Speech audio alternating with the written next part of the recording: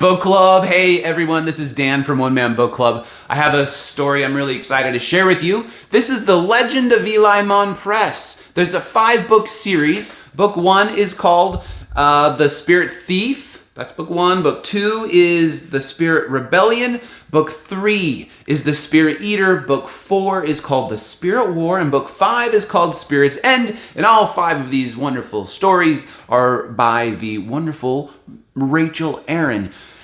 Let's see. It's been a decade since the first time I read about Eli Monpress and his Flynn Rider-ish adventures and magical thievery.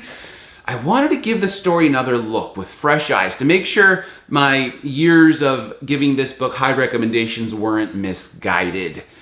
Turns out they weren't. Eli Monpress remains a tragically unknown story. It's a ton of fun and it's full of adventure. My motivation for reading is always just really simple. I read books to be entertained. And then when I finish them, I want to feel happy. That's it. It's really easy. That's why I read and what I look for in my books. There was nothing that stopped me from being simply and completely entertained while reading Eli Monpress and his adventures. Now that I'm finished, for the second time, I really just can't wipe the satisfied smile on my face. The characters are strong, they're complex, they're imperfect, which ironically makes them perfect.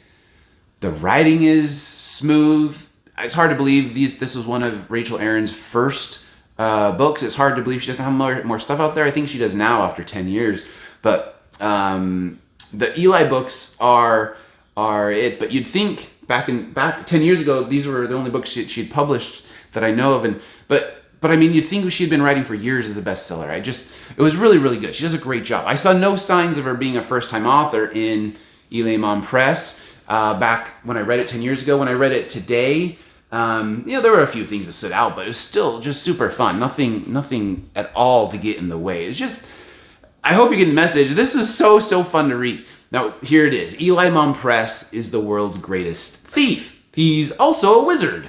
In this world, that's someone who can communicate with spirits that are the living parts of what everyone else sees as inanimate objects.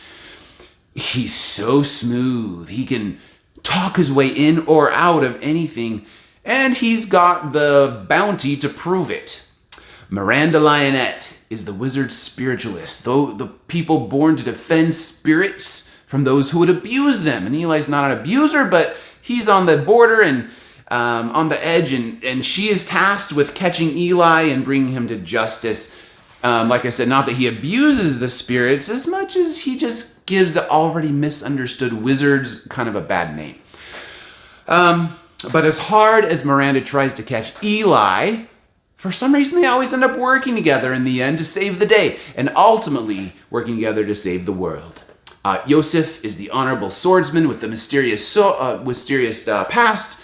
Nico is the girl, the young, skinny, scrawny girl who could end up saving them all. The book's themes center around the ambiguities in what is morally right and morally wrong, the unbreakable bonds of friendship, the imperative of having integrity, the importance of always keeping your promises and always doing the right thing, especially when it's the hardest thing. And most powerfully, the lesson that you are in charge of you. And we all have the power to become masters of ourselves.